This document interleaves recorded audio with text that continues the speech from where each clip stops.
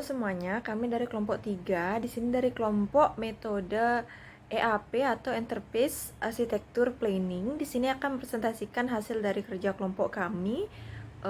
Sebelumnya, di sini saya sebagai moderator akan memperkenalkan siapa saja anggota kelompok saya. Oke semuanya, jadi tim kami itu terdiri dari 4 orang. Yang pertama ada Astri Nur Fatimah Febinta dengan NIM belakang 30. Yang kedua ada Chandra Suhendra dengan NIM belakang 18. Yang ketiga ada Edward Peter Kurniawan dengan NIM belakang 17. Dan yang terakhir ada saya sendiri dengan NIM belakang 30. Adapun topik pembahasan kami itu yang pertama tentang pengertian dari metode yang kami bahas, itu metode EAP. Yang kedua ada fase-fase dari EAP. Yang ketiga ada komponen-komponennya. Yang keempat ada enterprise arsitektur dari metode EAP. Dan yang terakhir ada studi kasus. Perkenalkan, nama saya Astri Nur Fatimah Febinta dengan NIM belakang 10. Di sini saya akan menjelaskan tentang pengertian Enterprise Architecture Planning atau yang disingkat dengan EAP. Menurut Stephen H. Spivak, EAP adalah suatu metode pendekatan perencanaan kualitas data yang berorientasi pada kebutuhan bisnis serta bagaimana cara implementasi dari arsitektur tersebut dilakukan sedemikian rupa dalam usaha untuk mendukung perputaran roda bisnis dan pencapaian isi sistem informasi dan organisasi. EAP secara umum merupakan proses mendefinisikan arsitektur-arsitektur untuk penggunaan informasi yang mendukung proses bisnis serta mencakup rencana yang mengimplementasikan arsitektur enterprise. Oke, yang selanjutnya itu ada fase-fase EAP. EAP menyediakan proses penggunaan arsitektur untuk memanfaatkan ISS untuk mendukung bisnis dan rencana dalam mengimplementasikan arsitektur. Fase-fase EAP itu adalah sebagai berikut. Yang pertama itu ada Initiation Planning, Preliminary Business Model, Enterprise Survey, Current System and Technology Architecture, Data Architecture, Application Architecture, Teknologi Architecture, Implementation Plan, Planning Conclusion, dan yang terakhir itu ada Transition to Implementation. Sekian yang dapat saya sampaikan, materi selanjutnya akan dijelaskan oleh teman saya. Terima kasih. Perkenalkan, nama saya Budi Chandra Suhendra dengan NIM belakang 18. Nah, materi selanjutnya yaitu komponen dan lapisan Enterprise Architecture Planning. Enterprise Architecture Planning memiliki 7 komponen utama, yaitu menunjukkan tahapan untuk menentukan dan merencanakan implementasi arsitektur sistem informasi. Nah, 7 komponen utama ini dikelompokkan menjadi 4 lapisan. Lapisan yang pertama yaitu inisialisasi perencanaan, mengidentifikasi mengenai aturan-aturan yang menjadi rujukan di perguruan tinggi terkait dengan perencanaan arsitektur enterprise untuk pengembangan sistem informasi guna penentuan ruang lingkup enterprise, visi misi, pengadopsian metodologi perencanaan serta pembentuk tim perencanaan agar proyek enterprise architecture planning terarah, selesai tepat waktu, dan memiliki anggota tim yang berkualifikasi.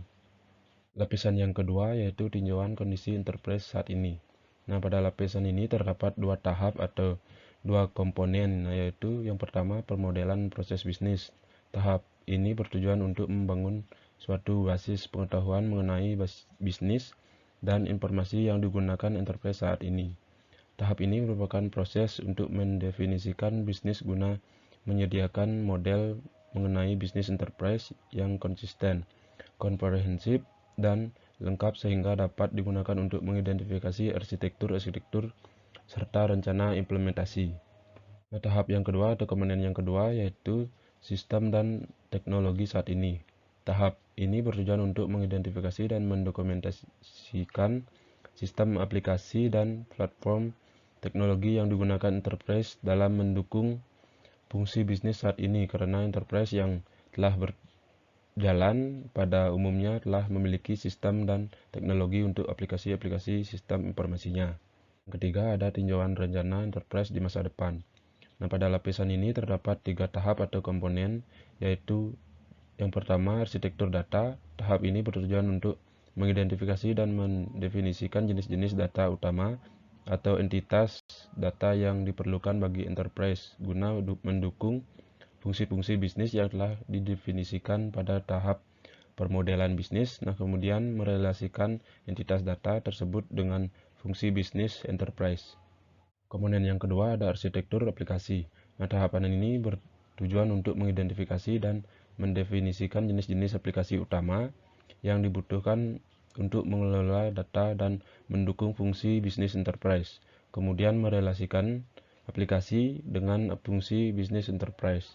Komponen yang ketiga yaitu arsitektur teknologi. Tahapan ini bertujuan untuk mengidentifikasi dan mendefinisikan prinsip teknologi yang dibutuhkan untuk menyediakan lingkungan yang mendukung aplikasi pada arsitektur aplikasi yang disusun sebelumnya dalam mengelola data dan mendukung fungsi bisnis. Lapisan yang terakhir, yang keempat, rencana implementasi. Tahapan ini bertujuan untuk menyusun dan menyiapkan suatu rekomendasi untuk rencana pengimplementasian yang berdasarkan pada arsitektur yang telah dibuat. Sekian dari saya, selanjutnya dijelaskan oleh teman saya. Baik, di sini saya Edward Tito Kurniawan dengan NIM belakang 17 akan melanjutkan materi selanjutnya, yaitu Enterprise Arsitektur dari metode IEP. Perencanaan dari metode dan penataan Enterprise Arsitektur Planning adalah persiapan awal yang harus diperhatikan mengenai pemahaman tentang Enterprise Arsitektur yang dipersiapkan masih dilakukan secara manual, sehingga akan berpengaruh pada bagian framework. Model metode yang dipakai untuk hal-hal yang dikerjakan dengan benar serta bagian dan pelatihan.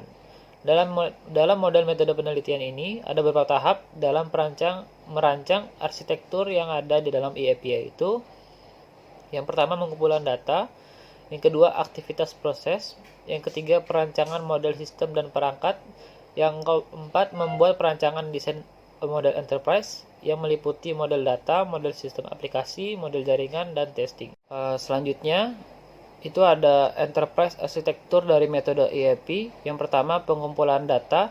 Itu proses pengumpulan data, itu langkah yang dilakukan untuk memperoleh masalah-masalah yang terjadi dalam aktivitas kegiatan di setiap bagian, serta pengumpulan arsip laporan seperti dokumentasi yang sangat dibutuhkan dalam pelaporan.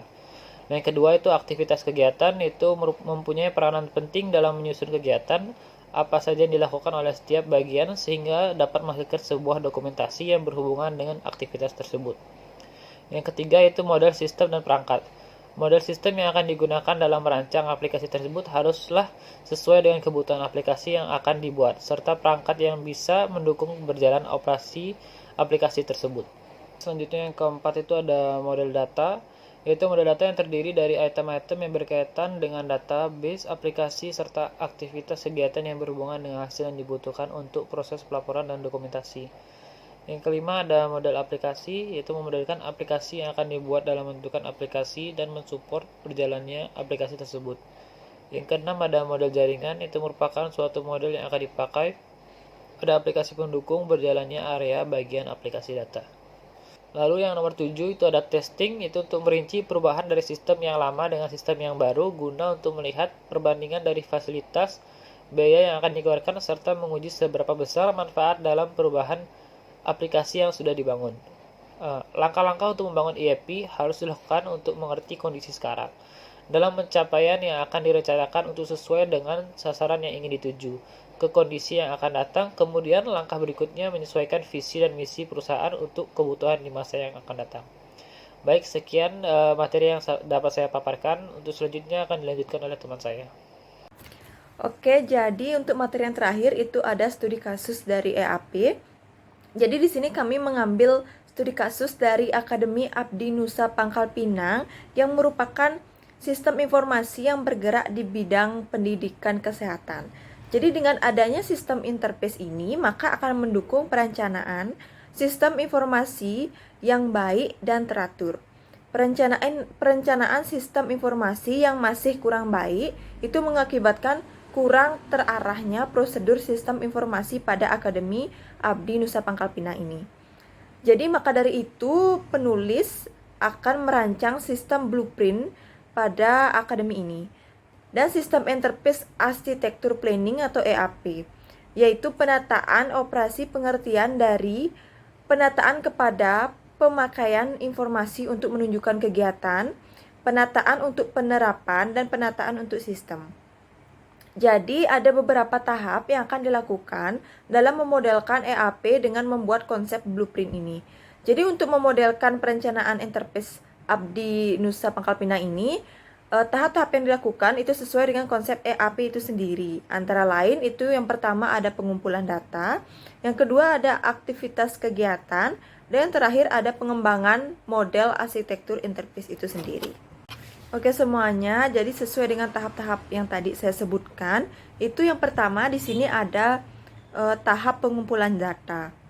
Jadi untuk memodelkan arsitektur enterprise Abdi Nusa Pangkal Pinang ini adalah sebuah instansi yang bergerak di bidang pendidikan formal di tingkat akademi kesehatan. Jadi uraian proses bisnis instansi ini itu melayani bentuk jasa pendidikan untuk kebutuhan informasi di bidang pendidikan. Maka dari itu, tujuan dari membangun sistem aplikasi dan struktur jaringan dari EAP itu sangat dibutuhkan untuk mendukung proses pendidikan, cakupan, dan tujuan pada langkah-langkah yang saling berkaitan dengan kegiatan utama akademik, itu seperti PMB, operasional akademik, dan pelepasan akademik. Oke semuanya, untuk tahap yang kedua itu ada aktivitas kegiatan. Jadi pada gambar yang tertera di slide itu merupakan gambar rantai nilai aktivitas utama dari modal akademik. Jadi dari gambar di atas menguraikan 3 aktivitas utama. Di antaranya itu yang pertama ada penerimaan mahasiswa baru. Itu mulai dari proses mempromosikan jurusan program studi yang dilakukan oleh bagian penerimaan mahasiswa baru itu sendiri. Selanjutnya akan dilanjutkan proses registrasi PMB, proses tes, pemberitahuan hasil, pemberkasan, proses pembayaran, dan registrasi ulang. Selanjutnya yang kedua itu ada aktivitas kegiatan operasional akademik. Itu ada pembuatan KTM, penentuan mata kuliah per semester, penentuan dosen PA, penentuan dosen pengempu. Selanjutnya ada KRS, KPRS, pembayaran mata kuliah, jadwal mata kuliah, ujian semester, KHS, dan laporan berita acara mengajar. Selanjutnya yang ketiga ada aktivitas kegiatan pelepasan akademik. Itu ada transkrip nilai ijazah, wisuda, dan alumni. Oke semuanya, untuk yang terakhir itu ada pembangunan model arsitektur enterprise. Jadi dalam kita membangun sebuah model arsitektur enterprise itu kita juga akan berhadapan dengan 3 tahap. Itu yang pertama ada model data. Jadi arsitektur data itu adalah mendefinisikan entitas yang digunakan dalam perancangan arsitektur enterprise pada Akbid Abdi Nusa Pangkal Pinang ini. Jadi terdiri dari beberapa data yang telah digambarkan dalam sebuah diagram IRD pada gambar yang di samping ini. Jadi model data dalam sebuah hubungan data itu dapat digambarkan dalam sebuah gambar entitas set yang terdiri dari kalender akademik, atributnya KD, KA, NMKA. Selanjutnya ada jadwal kuliah dengan atributnya bisa dilihat. Selanjutnya ada ruang kuliah, ada dosen, ada kurikulum, mata kuliah, berita acara, jadwal kuliah, seperti yang ada di slide. Teman-teman bisa lihat ya. Ke semuanya, jadi setelah model data itu selanjutnya ada model aplikasi. Jadi desain model aplikasi itu berfungsi untuk pangkal utama yang digunakan untuk mengolah aktivitas yang terjadi di dalam sistem yang bertujuan untuk mendukung aktivitas dalam suatu sistem interface. Jadi desain aplikasi ini tuh tidak merancang sistem tetapi malah mendefinisikan apa yang akan mengolah dan menghasilkan informasi bagi penerima informasi yang berkaitan dengan bisnis. Jadi untuk mendesain arsitektur aplikasi ini menggunakan application portfolio untuk merancang yang diperlukan pada aplikasi. Bisa dilihat pada gambar di samping itu ada strategi application, high potential application, key operational application, dan support application. Jadi pada strategi application itu ada dana biaya operasional promosi, penerimaan mahasiswa baru, kurikulum, pendataan dosen, registrasi mahasiswa, data kepegawaian, pendidikan dan penelitian, SDM, gaji SDM, dan pendidikan mahasiswa. Selanjutnya pada high potensial itu bisa dilihat ada pendaftaran dan pembayaran mahasiswa baru, ada data pengelolaan ujian masuk seleksi, ada data mahasiswa dan data alumni. Selanjutnya pada Key Operational Application itu tentang data kartu rencana studi, koreksi rencana studi, jadwal perkuliahan, jadwal proses seminar sidang, pendaftaran ujian, ada proses nilai akademik mahasiswa, pelaporan akademik, ada ijazah dan transkrip nilai. Selanjutnya ada administrasi wisuda. Selanjutnya ada support application, itu ada laporan PMB, SDM, laporan seleksi SDM, kehadiran SDM, kinerja dosen, analisis keuangan, dan laporan penggunaan sarana dan prasarana.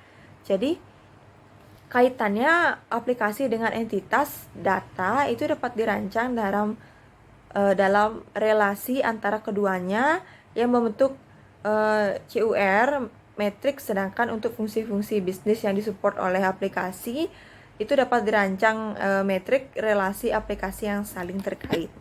Oke semuanya, jadi yang terakhir itu model jaringan. Jadi arsitektur teknologi inilah yang akan menjadi tujuan utama dari perencanaan teknologi yang diperlukan dalam mensupport aplikasi dalam mengatasi masalah data. Jadi model jaringan itu memiliki pengertian jenis aplikasi yang mensupport dan saling terhubung. Jadi model jaringan yang di samping ini dibuat adalah sistem baru untuk jaringan arsitektur di Akbid Abdi Nusa Pangkal Pinang pada gambar di samping ini.